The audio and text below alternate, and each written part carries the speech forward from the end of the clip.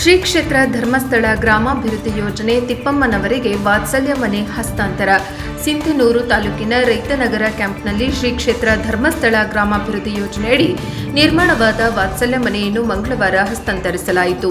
ಕಾರ್ಯಕ್ರಮ ಉದ್ಘಾಟಿಸಿ ಮಾತನಾಡಿದ ಯೋಜನೆಯ ಕಾರ್ಯನಿರ್ವಾಹಕ ನಿರ್ದೇಶಕ ಅನಿಲ್ ಕುಮಾರ್, ಎಸ್ಎಸ್ ಮಾತೃಶ್ರೀ ಹೇಮಾವತಿ ಅಮ್ಮನವರ ಸಂಕಲ್ಪದಂತೆ ನಿರ್ಗತಿಕರಿಗೆ ಸೂರು ಒದಗಿಸುವ ವಾತ್ಸಲ್ಯ ಯೋಜನೆ ಜಾರಿಯಲ್ಲಿದೆ. ಕೊಪ್ಪಳ ಪ್ರಾದೇಶಿಕ ವ್ಯಾಪ್ತಿಯಲ್ಲಿ ಈವರೆಗೆ 1012 ಮನೆಗಳನ್ನು ನಿರ್ಮಿಸಲಾಗಿದೆ. ಸಿಂಧನೂರು ತಾಲೂಕಿನಲ್ಲಿ ಈವರೆಗೆ 3 ಮನೆಗಳನ್ನು ನಿರ್ಮಿಸಿ ಹಸ್ತಾಂತರಿಸಲಾಗಿದೆ. ಜೀವನದಲ್ಲಿ ಅನೇಕ ದೊಡ್ಡ ಮನೆಗಳ ಗೃಹ ಪ್ರವೇಶ ನೋಡಿದ್ದೇವೆ. ಆದರೆ ಒಬ್ಬ ನಿರ್ಗತಿಕ ಫಲಾನುಭವಿಯ ಈ ಮನೆಯ ಉದ್ಘಾಟನೆ ನಮಗೆ ಹೆಚ್ಚಿನ ಆತ್ಮತೃಪ್ತಿ ನೀಡಿದೆ ಎಂದರು.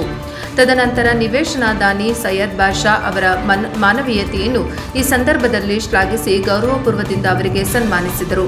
ಈ ಸಂದರ್ಭದಲ್ಲಿ ವೇದಿಕೆಯ ಮೇಲೆ ಕೊಪ್ಪಳ ಪ್ರಾದೇಶಿಕ ನಿರ್ದೇಶಕರಾದ ಚಂದ್ರಶೇಖರ್ ಜೆ ಬಳ್ಳಾರಿ, ಜಿಲ್ಲಾ ಜನಜಾಗೃತಿ ಅಧ್ಯಕ್ಷರಾದ ಎಂ ಭಾಸ್ಕರ್, ಜಿಲ್ಲಾ ನಿರ್ದೇಶಕರಾದ ರೋಹಿತಾಕ್ಷ, ಭೂತಲದಿನ್ನಿ ಒಕ್ಕೂಟದ ಅಧ್ಯಕ್ಷೆ ಶ್ರೀಮತಿ ಲಕ್ಷ್ಮಿ ಹಾಗೂ ಫಲಾನುಭವಿ ತಿಪ್ಪಮ್ಮ ಸೇರಿದಂತೆ ಅನೇಕ ಆಗೆಲೆಯರು ಉಪಸ್ಥಿತರಿದ್ದರು. ವರದಿ ವೆಂಕಟೇಶ ನಾಯಕ್, ಎನ್ಕೆಎಸ್ ಟಿವಿ4 ಸಿಂಧನೂರು. ನಾನು ಅಭಿನಂದನೆ ಸಲ್ಲಿಸಬೇಕಾಗಿರ್ತಕ್ಕಂಥದ್ದು ಶ್ರೀಯುತ ನಮ್ಮ ಸೈಯದ್ ಬಾಷಾಜಿ ಅವರಿಗೆ. ಅವ್ರ ಜೊತೆ ವೇದಿಕೆ ಹಂಚ್ಕೊಳ್ಳಿಕ್ಕೂ ನನಗೆ ಬಹಳ ಸಂತೋಷ ಆಗ್ತದೆ. ಬಹುಶಃ ಇವತ್ತು ಅವರು ತನ್ನ ಮನೆಯ ಪಕ್ಕದಲ್ಲೇ ಒಂದು ಸೈಟ್ ಇದ್ದರು. ಅವರು ಅನೇಕ ಸೈಟ್ಗಳನ್ನ ಮಾಡಿ ಬೇರೆಯವರಿಗೆ ಅದನ್ನು ಕೊಟ್ಟಿದ್ದಾರೆ. ಅದನ್ನು ಒಂದು ವ್ಯಾವಹಾರಿಕದಲ್ಲಿ ಅವರು ಮಾಡಿದ್ದಾರೆ, ಬೇರೆಯವರಿಗೆ ಮಾಡಿದ್ದಾರೆ.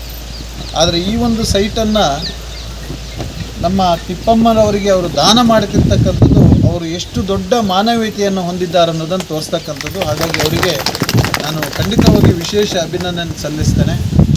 ಇವತ್ತು ಮಾನವೀಯತೆಗಿಂತ ದೊಡ್ಡ ಧರ್ಮ ಇಲ್ಲ. ಶ್ರೀ ಕ್ಷೇತ್ರ ಧರ್ಮಸ್ಥಳ ಗ್ರಾಮಾಭಿವೃದ್ಧಿ ಯೋಜನೆ ಎಲ್ಲ ಜಾತಿ ಮತ ಪಂಥವನ್ನು ಮೀರಿ ನಿಂತಿರ್ತಕ್ಕಂಥ ಒಂದು ಯೋಜನೆ. ಹಾಗಾಗಿ ಇವತ್ತು ನಮ್ಮ ಯೋಜನೆಯ ಕಾರ್ಯವ್ಯಾಪ್ತಿಗೆ ಇಂತಹ ಒಂದು ಸಮ್ಮಿಲನಗಳು ನಮಗೆ ಬಹಳ ಸ್ಫೂರ್ತಿಯನ್ನು ನೀಡುತ್ತೆ. ಅದು ಒಂದು ಪ್ರತಿಬಿಂಬವೂ ಆಗಿರ್ತದೆ ಅಂತ ಸೇವೆ ತುಡಿತ ನಮಗೆ ತಿಳಿಯುತ್ತೆ. ಹಾಗೆ ಇವತ್ತು ನಮ್ಮ ಪಂಚಾಯತಿಯ ಸದಸ್ಯರಿದ್ದಾರೆ, ಅವರ ಸಹಕಾರ ಕೂಡ ಇದರಲ್ಲಿ ಖಂಡಿತ ಇರ್ತಕ್ಕಂಥದ್ದು. ಎಲ್ಲ ಮಾತಾ ಭಗಿನಿಯರು ಕೂಡ ಇದ್ದೀರಿ. ನಮ್ಮ ಕಾರ್ಯಕರ್ತ ಮಿತ್ರರು ಎಲ್ಲರೂ ಪೂಜ್ಯ ಕಾವಂದ್ರ ಅಮ್ಮನವರ ಆಶಯಗಳನ್ನ ಈಡೇರಿಸ್ತಕ್ಕಂತಹ ಧರ್ಮಸ್ಥಳದ ಚಾಚಿದ ಕೈಗಳು. ಅಲ್ಲಿ ಯಾವುದೇ ಕಾರ್ಯಕ್ರಮಗಳು ಇದ್ದರೂ ಫಲಾನುಭವಿಗಳಿಗೆ ಎಷ್ಟು ಉತ್ತಮ ರೀತಿಯಲ್ಲಿ ಅದನ್ನು ದೊರಕಿಸಲಿಕ್ಕೆ ಸಾಧ್ಯನೋ ಅದನ್ನು ಪ್ರಯತ್ನ ಮಾಡ್ತಕ್ಕಂಥ ಪ್ರಯತ್ನಶೀಲರು. ಇವತ್ತು ಅವರೆಲ್ಲರ ಒಂದು ಪ್ರಯತ್ನಪೂರ್ವಕವಾಗಿ ಇವತ್ತು ಇಲ್ಲಿ ಒಂದು ವಾತ್ಸಲ್ಯ ಮನೆ ಆಗಿರ್ತಕ್ಕಂಥದ್ದು. ಕೊಪ್ಪಳ ಪ್ರಾದೇಶಿಕ ವ್ಯಾಪ್ತಿಯಲ್ಲಿ 106 ಮನೆಗಳು ಆಗಿದೆ ಅಂದಾಗ ಬಹಳ ಸಂತೋಷವಾಗಿದೆ. ಇವತ್ತು ರಾಜ್ಯಾದ್ಯಂತ ನಮ್ಮದು 700ಕ್ಕೂ ಹೆಚ್ಚು ಮನೆಗಳನ್ನು ಮಾತೃಶ್ರೀ ಅಮ್ಮನವರು ಕಟ್ಟಿ ಇವತ್ತು ಹಸ್ತಾಂತರ ಮಾಡಲಾಗಿದೆ. ಸದ್ಯದಲ್ಲಿ ನಾವು 1000 ಮನೆಯನ್ನು ತಲುಪ್ತಾ ಇದ್ದೇವೆ. ಎಷ್ಟೋ ಸಂದರ್ಭದಲ್ಲಿ ನನ್ನ ಕುಟುಂಬದವರು ನನಗೆ ಹೇಳ್ತಾರೆ, ಇವತ್ತು ಅವ್ರದ್ದು ಗೃಹ ಪ್ರವೇಶ ಇತ್ತು, ಇವ್ರದ್ದು ಗೃಹ ಪ್ರವೇಶ ಇತ್ತು, ಬರಲಿಲ್ಲ ಅಂತ. ನನಗೆ ಅಂತಹ ಕೋಟಿ ಮನೆಯ ಗೃಹ ಪ್ರವೇಶದಲ್ಲಿ ಖಂಡಿತ ಆಸಕ್ತಿ ಇಲ್ಲ. ನಮಗೆ ಆಸಕ್ತಿ ಇರತಕ್ಕಂಥದ್ದು ನಮ್ಮ ಮನೆ, ಇದು ವಾತ್ಸಲ್ಯ ಮನೆ, ಇಂತಹ ಗೃಹ ಪ್ರವೇಶದಲ್ಲಿ. ಯಾಕಂದರೆ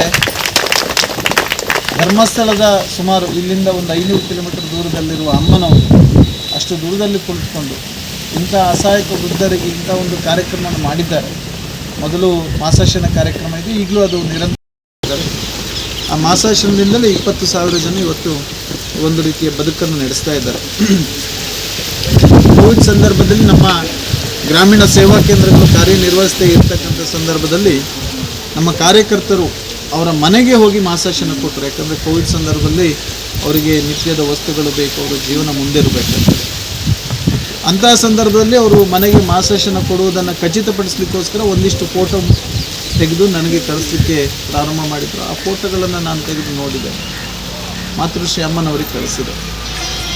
ನಾವು ಕಾರ್ಯಕರ್ತರು ಸೇವಾ ಮನೋಭಾವನೆಯಿಂದನೇ ಮಾಡ್ತಕ್ಕಂಥದ್ದು. ಆದರೂ ಮಾತೃಶ್ರೀ ಅಮ್ಮನವರಿಗೂ ನಮಗೆ ಎಷ್ಟು ವ್ಯತ್ಯಾಸ ಅಂತಕ್ಕಂಥದ್ದನ್ನು ಈ ಸಂದರ್ಭದಲ್ಲಿ ನಾವು ಹೇಳಬೇಕಾಯಿತು.